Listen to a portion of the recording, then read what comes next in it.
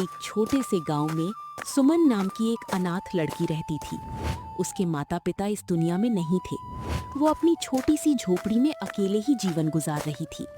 गांव वाले उसकी मेहनत और सादगी की तारीफ करते थे, लेकिन हर किसी का दिल अच्छा नहीं था।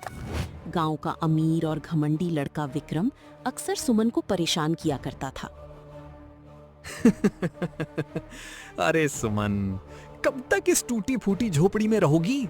चलो मेरे साथ, तुम्हारी सारी परेशानी दूर कर दूंगा। मुझे तुम्हारी मदद की कोई जरूरत नहीं है विक्रम, तुम यहाँ से चले जाओ। गुस्सा क्यों हो रही हो जाने मन? जा रहा हूं, पर हाँ, लेकिन जल्द ही वापस आ जाऊंगा। विक्रम नाराज होकर वहां से चला जाता है। एक रात तेज हवा चल रही थी। सुमन अपनी झोपड़ी में बैठी थी। तभी बाहर किसी के कदमों की आहट सुनाई दी। कौन है वहां? झोपड़ी का दरवाजा खुला और सामने जो खड़ा था उसे देखकर सुमन और घबरा गई। डरो मत सुमन, मैं तुमसे बात करने आया हूँ। चले जाओ यहाँ से, मुझे तुमसे कोई बात नहीं करनी। सुमन पीछे हट गई। सुमन की आवाज सुनकर उसी समय पास में रहने वाली बूढ़ी अम्मा वहां पहुंच गई। शर्म नहीं आती तुम्हें विक्रम? रात के समय अकेली लड़की के घर आए हो? चले जाओ यहाँ से, वरना सारे गांव वालों को यहाँ बुलाऊंगी। अम्मा तुम भी ना, मैं तो ऐसे ही सुमन का हाल पूछने आया था। हाल पूछने आए थे, वो भी इतनी रात को? क्या ऐसा तो नहीं अकेली लड़की देखी तो उसका फायदा उठाने आए थे? मैं भली भांति जानती हूँ तुम जैसे लड़कों को। तुम जैसे लड़कों की वजह से लड़कियां अपने आप को सुरक्षित नहीं महसूस करती। अम्मा ने डंडा उठाया तो विक्रम डर कर भाग गया। अगली सुबह कल रात को जो हुआ उसकी वजह से अम्मा बहुत चिंतित थीं। अगर ऐसे ही चलता रहा तो एक दिन बड़ी मुसीबत खड़ी हो जाएगी। तभी उन्हें गांव का सीधा सादा और मेहनती लड़का मोहन दिखाई दिया। मोहन बेटा, इधर आओ, मुझे तुमसे एक काम है। जी अम्मा, कहिए, क्या बात है? बेटा, बात कुछ ऐसी है, सुमन इस दुनिया में बिल्कुल अकेली है।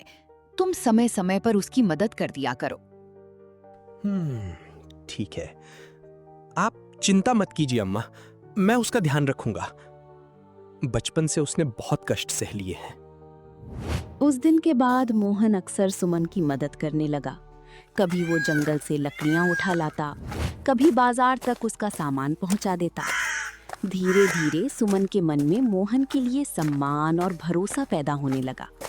उसे लगने लगा कि इस दुनिया में कोई तो है जो बिना किसी स्वार्थ के उसकी मदद करता है। समय बीतता गया। मोहन की मदद से सुमन की जिंदगी थोड़ी आसान होने लगी थी। अब वो पहले जितनी अकेली महसूस नहीं करती थी। एक शाम दोनों गांव के तालाब के किनारे बैठे थे। मोहन, अगर तुम मेरी मदद न करते तो पता नहीं मैं क्या करती।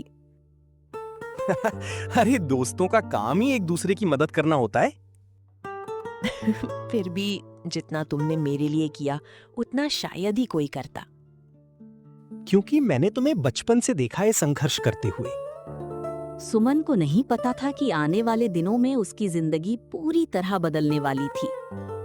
उसी रात गांव के बाहर पुराने खंडहर के पास कोई छिपकर खड़ा था। वह मोहन था। कुछ देर बाद वहां विक्रम भी पहुंच गया। तो क्या उसने तुम पर भरोसा कर लिया? हाँ, अब उसे मुझ पर पूरा विश्वास है। विक्रम के चेहरे पर एक चालाक मुस्कान आ गई। वो अपनी जेब से एक छोटी थैली निकालता है। उस थैली में चांदी के सिक्के थे। ये तुम्हारे लिए, बाकी काम पूरा होने के बाद और मिलेंगे। आगे का काम भी जल्दी हो जाएगा। अगले दिन मोहन पहले की तरह ही सुमन के साथ व्यवहार करता रहा। उसके चेहरे पर कोई बदलाव नहीं था, इसलिए सुमन को जरा भी शक नहीं हुआ। कुछ दिन बाद मोहन सुमन से मिलने आया। अरे सुमन, घर में हो क्या? हाँ, आइए, रुको थोड़ा। हाँ बोलो, क्या बात है? आज बड़े दिन बाद आए हो? सुमन, मेरे मामा दूसरे गांव में रहते हैं, तो मैं वहां गया था। अच्छा, वहां एक बड़ा घर है। उन्हें काम करने के लिए किसी भरोसेमंद लड़की की जरूरत है। मैं सोच रहा था क्यों ना तुम्हें वहां काम पर लगाऊं। यहाँ इस गांव में सब लोग सिर्फ मजे लेते हैं, कोई काम देता तो नहीं। बोलो, तुम क्या कहती हो? लेकिन मैं इस गांव को छोड़कर कैसे जाऊं? यहाँ तुम्हें हमेशा परेशानियां ही मिलेंगी। वहां तुम्हारी जिंदगी बेहतर हो सकती है। सुमन सोच में पड़ गई। उसे मोहन पर पूरा भरोसा था। आखिरकार उसने हाँ कर दी। ये हुई ना बात। 2 दिन बाद मोहन सुमन को बैलगाड़ी में बैठाकर दूसरे गांव ले गया। रास्ते भर सुमन भविष्य के सपने देखती रही। उसे लग रहा था कि अब उसकी जिंदगी बदल जाएगी, लेकिन उसे क्या पता था कि वो अपनी जिंदगी के सबसे बड़े धोखे की तरफ बढ़ रही है। शाम होने तक वे दूसरे गांव पहुंच गए। एक बड़ी हवेली के सामने बैलगाड़ी रुकी। दरवाजे पर खड़ा एक मोटा और लालची आदमी उन्हें घूर रहा था। यही जगह है, हम पहुंच गए। मोहन, तुम भी यहीं रहोगे ना? मोहन ने नजरें झुकारी। मुझे अभी वापस गांव जाना होगा। इतनी जल्दी? 2 दिन तो रुको ना, मैं यहाँ नहीं हूँ। मेरा यहाँ मन नहीं लगेगा। तुम्हें यहाँ डरने की कोई जरूरत नहीं, ये सब अपने ही लोग हैं। हाँ, बिल्कुल बिल्कुल, इसे अपना ही घर समझो। डरने की कोई जरूरत नहीं, तुम्हें यहाँ कोई परेशानी नहीं होगी। इतना बोलकर मोहन धीरे धीरे अंधेरे में गायब हो गया। सुमन उसे जाते हुए देखती रह गई। उसे बिल्कुल भी अंदाजा नहीं था कि उसका सबसे भरोसेमंद दोस्त उसे बेच चुका था। आओ बेटी, घर के अंदर आ जाओ। चलो मैं तुम्हें तुम्हारा कमरा दिखाता हूँ। मोहन के जाने के बाद सुमन को हवेली के अंदर ले जाया गया।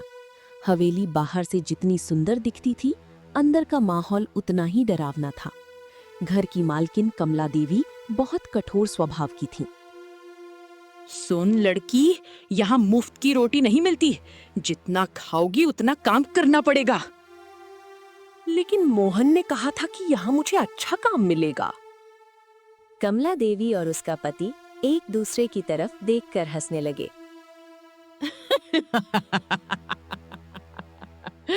अच्छा, काम। तुम्हें किसने ये सपना दिखाया? अरे कमला, इसे ये सपना मोहन ने दिखाया है और मैंने भी बाहर बोला। यहाँ घबराने की कोई बात नहीं, अपना ही घर समझो। सुमन कुछ समझ नहीं पाई। अगले दिन से उसकी मुश्किलें शुरू हो गईं। सुबह सूरज निकलने से पहले उठना, कुएं से पानी लाना, बर्तन साफ करना, जानवरों को चारा डालना, पूरे घर की सफाई करना। दिन भर काम करते करते सुमन थक जाती, लेकिन कोई उसकी बात नहीं सुनता। एक रात सुमन रसोई के बाहर बैठी रो रही थी। उसे अपना गांव और बूढ़ी अम्मा याद आ रही थी। तभी उसे अंदर से कुछ आवाजें सुनाई दी। कमला देवी और उसका पति आपस में बात कर रहे थे। सच कहूँ तो उस मोहन ने बड़ा अच्छा काम किया। हाँ, थोड़े से पैसों में इतनी मेहनती लड़की मिल गई। और विक्रम भी खुश हो गया होगा। आखिर उसी ने तो सारा इंतजाम किया था। ये सुनते ही सुमन के पैरों तले जमीन खिसक गई। उसकी आंखों से आंसू बहने लगे। अब सुमन को समझ आ गया था, मोहन ने उसकी मदद नहीं की थी, उसने उसे धोखा दिया था। जिस इंसान पर उसने सबसे ज्यादा भरोसा किया, उसी ने उसे पैसों के लिए बेच दिया था। उस रात सुमन सो नहीं सकी। उसके मन में सिर्फ एक ही सवाल था, आखिर मैंने किसका क्या बिगाड़ा था? हे भगवान, मेरे साथ ही क्यों ऐसा होता है? सुमन को अब मोहन पर विश्वास रखने का फल मिल रहा था। वो सोच रही थी कि क्यों उसने मोहन पर विश्वास रखा। यही सोचते सोचते सुमन सो गई। कुछ दिन बाद सुमन अनाज के पुराने गोदाम की सफाई कर रही थी। अचानक उसे एक लकड़ी का बक्सा दिखाई दिया। बक्सा खुला हुआ था। ये कैसा बक्सा है और इसमें क्या है? उसके अंदर कई पुराने कागज रखे थे। सुमन उत्सुकता से उन्हें देखने लगी। तभी एक कागज देखकर उसकी आंखें फैल गईं। उसमें लिखा था, मोहन 5,000 रुपए, विक्रम 3,000 रुपए, लड़की को सुरक्षित पहुंचाने का भुगतान। नीचे कमला देवी के पति के हस्ताक्षर भी थे। सुमन समझ गई। अच्छा, तो ये सब विक्रम और मोहन दोनों ने मिलकर मुझे यहाँ बेचा है। यही वो सबूत था जो मोहन और विक्रम की सच्चाई सबके सामने ला सकता था। लेकिन तभी उसे पीछे किसी के कदमों की आवाज सुनाई दी। अरे, तुम यहाँ क्या कर रही हो? सुमन घबरा गई। उसने जल्दी से कागज अपनी साड़ी में छिपा लिया। कुछ नहीं मालकिन, मैं यहाँ साफ सफाई कर रही थी। कमला देवी को कुछ शक तो हुआ, लेकिन उसे सबूत नहीं मिला। उस रात सुमन ने फैसला कर लिया। अब मैं यहाँ एक दिन भी नहीं रुकूंगी। उसे हर हाल में अपने गांव लौटना था और मोहन तथा विक्रम का असली चेहरा पूरे गांव के सामने लाना था। लेकिन हवेली से भागना इतना आसान नहीं था, क्योंकि हवेली के मुख्य दरवाजे पर हमेशा पहरा रहता था और यहीं से शुरू होने वाला था सुमन की जिंदगी का सबसे खतरनाक सफर। रात गहराती जा रही थी। हवेली के हर कमरे में सन्नाटा था, लेकिन सुमन की आंखों में नींद नहीं थी। उसने अपने साड़ी के पल्लू में छिपा वो कागज बार बार देखा। अब उसके सामने सिर्फ एक ही रास्ता था, या तो वो चुपचाप इस नरक में जिंदा मरती रहे या फिर हिम्मत करके भाग निकले। मुझे यहाँ से निकलना ही होगा, किसी भी हालत में। उसी समय हवेली के पीछे वाले हिस्से से एक हल्की आवाज आई, खट खट। सुमन चौंक गई। वो डरते डरते खिड़की के पास गई। बाहर अंधेरे में कोई खड़ा था। कौन है? अंधेरे से एक धीमी आवाज आई, डरो मत, मैं हूं। सुमन की आंखें फैल गईं। वो आवाज मोहन की थी। तुम अब यहाँ क्या लेने आए हो? क्या पैसे कम पड़ गए? सुमन, मुझे माफ कर दो। माफ कर दो? तुमने मुझे बेच दिया और अब माफी मांग रहे हो? मैं तुम्हें समझा नहीं सकता, लेकिन सब कुछ वैसा नहीं है जैसा तुम सोच रही हो। मतलब? अब कौन सी नई कहानी लेकर आए हो? मोहन ने चारों तरफ देखा, फिर जल्दी से बोला, मेरे पास ज्यादा वक्त नहीं है। कमला देवी और उसका पति सिर्फ तुम्हें नहीं, और भी लड़कियों को ऐसे ही फंसाते हैं। सुमन सन्न रह गई। अच्छा, अब तुम मेरी मदद क्यों कर रहे हो?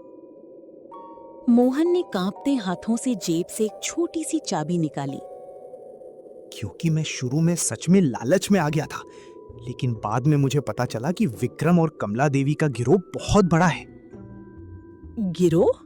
कैसा गिरोह? हाँ, और अगर मैं अभी कुछ नहीं करूंगा तो तुम ही नहीं बचोगी, मैं भी नहीं बचूंगा। उसी पल दूर से किसी के कदमों की आवाज आने लगी। धप धप। मोहन घबरा गया। वे आ रहे हैं। सुनो, ये चाबी लो, पीछे वाले गोदाम का ताला खोलो, वहां एक छोटा दरवाजा है, भाग निकलो। मैं क्यों भरोसा करूं? क्योंकि इस बार अगर तुम नहीं भागी तो सच कभी बाहर नहीं आएगा। सुमन कुछ पल चुप रही, फिर उसने चाबी पकड़ ली। वो तेजी से पीछे वाले गोदाम की तरफ बढ़ी। कमरे के बाहर पहरा दे रहा आदमी किसी और दिशा में देख रहा था। सुमन ने धीरे धीरे ताला खोला। ताला खुलती ही उसके सामने एक अंधेरा रास्ता था, लेकिन तभी पीछे से कमला देवी की आवाज गूंजी, रुक जा लड़की! सुमन कांप गई। वो पलटकर देखती है तो कमला देवी और उसका पति उसके पीछे खड़े थे और उनके साथ विक्रम भी था। मुझे पता था ये भागने की कोशिश करेगी। तुम सबने मिलकर मुझे धोखा दिया। धोखा? अरे, ये तो व्यापार है। सुमन की आंखों में आंसू आ गए, लेकिन उसने खुद को संभाला। उसने गोदाम के कोने में छिपाया हुआ कागज कसकर पकड़ लिया। अब तुम लोग मुझे नहीं रोक पाओगे। अब तू क्या करेगी? भागेगी? नहीं, वो नहीं, मैं करूंगा। सब लोग चौंक गए। अंधेरे से एक बूढ़ा चौकीदार बाहर आया। वो हवेली में सालों से काम कर रहा था। उसकी आंखों में गुस्सा था। बहुत दिन हो गए तुम्हारी ये गंदी चाली देखते देखते।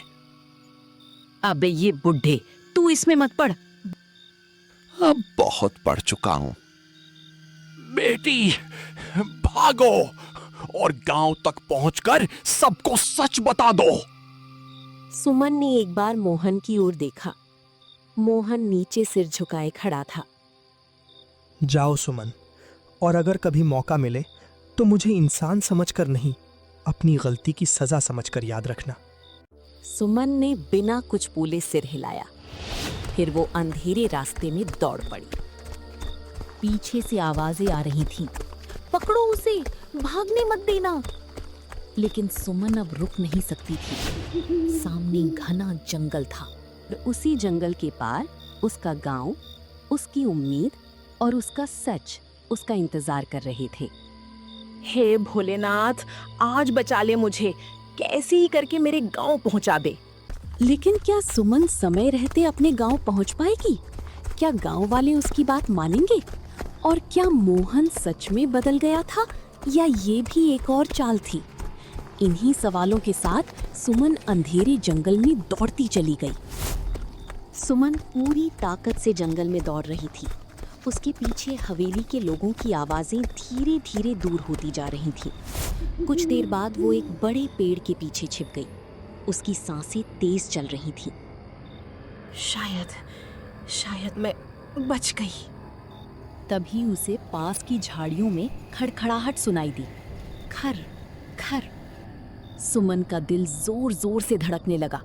उसे लगा शायद हवेली के लोग उसे ढूंढते हुए यहाँ तक आ गए हैं।